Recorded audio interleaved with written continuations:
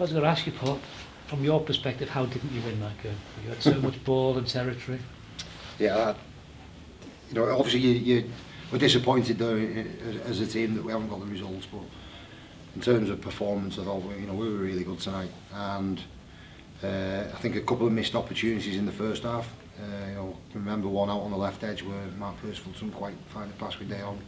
One on the right edge where John Bennison makes a break. I think if we nail one of those opportunities, then we apply some scoreboard pressure, but we didn't. And the big games with the best teams playing in them are defined by small moments. And tonight we just had a few too many not go our way. Pretty adventurous way some of your last tackle players, particularly in the first half. Caught him a few times, didn't he? Yeah. Again, we moved the ball to get field position and did it.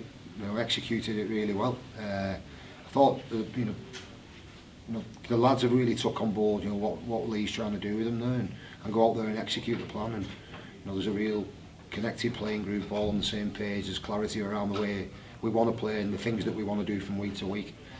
So I've got to credit the players there, in particular the halves, to go out and execute the game plan. We just obviously the improvement area for us is that when we get our opportunities off the back of it, it's to be a bit more ruthless.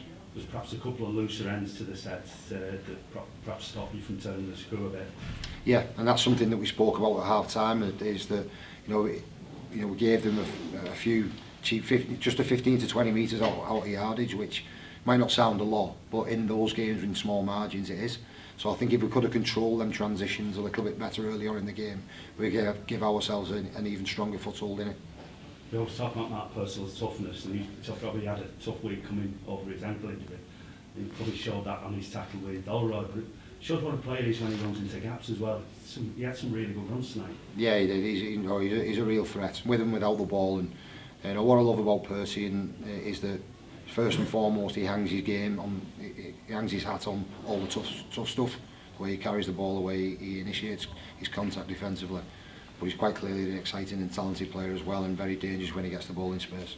Moses' life was pretty lively when he came on. Was Darryl injured? Or? Yeah, Dar's got a whack on the hip, and it was affecting his running there, so that's something that we're going to have to get checked out. But I thought Moses' contribution was excellent, and Moses is